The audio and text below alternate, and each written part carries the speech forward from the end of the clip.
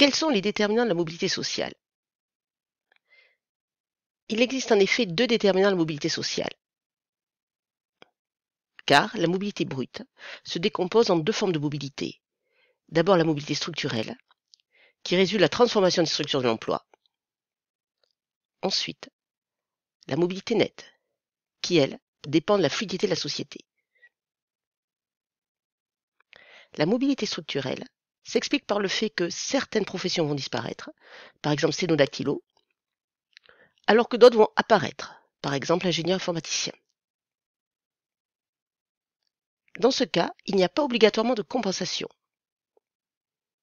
Certains peuvent connaître une ascension sociale, sans que d'autres subissent une démotion sociale. Cette mobilité va s'imposer aux individus en fonction des transformations de la structure des emplois. La mobilité nette, quant à elle, résulte de la fluidité plus grande de la société. C'est-à-dire qu'il va y avoir plus d'égalité des chances d'accès aux différentes positions sociales, quel que soit le milieu social. C'est notamment favorisé par la démocratisation du système scolaire. L'objectif est de rendre le parcours scolaire des individus moins dépendant de l'origine sociale. Lors des Trente Glorieuses, un escalator social va apparaître. La mobilité sociale va donc être forte, par la conjonction de deux déterminants. D'abord, la mobilité structurelle va être importante. En effet, il y a une translation vers le haut des emplois. Le nombre d'emplois qualifiés et bien rémunérés augmente. Le nombre d'emplois répétitifs et mal payés se réduit. La mobilité nette joue aussi. En effet, les familles voient l'intérêt de faire des études. En même temps, il y a une démocratisation quantitative et qualitative. Le nombre d'étudiants augmente et il y a réduction des inégalités scolaires. Or, dès le début des années 80, on note une panne de l'ascenseur social. La mobilité est en baisse. D'abord, la mobilité structurelle. En effet, apparaît une polarisation des emplois. La croissance des emplois qualifiés ralentit, les emplois intermédiaires sont détruits, et des emplois peu qualifiés se créent. Mais aussi du fait de la mobilité nette. Les inégalités face à l'école persistent. Il y a eu massification. Le nombre de jeunes qui font des études augmente, mais il n'y a pas réellement réduction des inégalités face à l'école. Ce ralentissement de la mobilité s'explique notamment par l'inflation des diplômes. En effet, le nombre de diplômés augmente rapidement du fait de la massification scolaire. Il est supérieur au nombre d'emplois correspondant à des positions valorisées, qui augmentent, mais à un rythme moins rapide.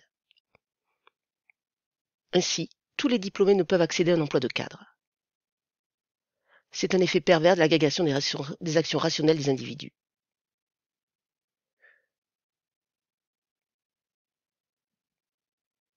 Cette inflation du diplôme fait que la valeur du diplôme ne diminue pas nominalement. Simplement, elle diminue réellement. Il ne permet pas d'obtenir le même emploi. Le rendement du diplôme diminue. On parle alors de dévaluation du diplôme. Cette inflation des diplômes va expliquer le paradoxe d'Anderson. Anderson, en 1961, va opérer un double constat. La promotion scolaire d'un individu ne garantit pas sa promotion sociale. Ensuite, une réussite scolaire inférieure à son père n'implique pas automatiquement une mobilité sociale descendante. Ainsi, cela génère le paradoxe d'Anderson. Le lien entre le diplôme et l'emploi se détériore. Les enfants vont avoir en moyenne un niveau d'éducation supérieur à leur père, mais une position sociale inférieure. Ce paradoxe d'Anderson va alors expliquer le déclassement au sens de Penny. Au sens de Penny, le déclassement est un phénomène intergénérationnel. Il y a une démotion des statuts des enfants par rapport à ceux de leurs parents, alors que le niveau de diplôme des enfants est en moyenne supérieur à celui de leurs parents. Ainsi, le déclassement est, selon Penny, un phénomène majeur pour la jeunesse. Or, Éric Morin va donner une autre définition du déclassement.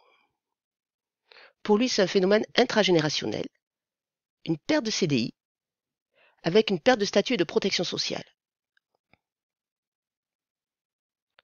C'est, selon lui, un phénomène minoritaire. En revanche, la peur du déclassement va être un phénomène majeur. Selon Penny, la définition de Morin est trop restrictive.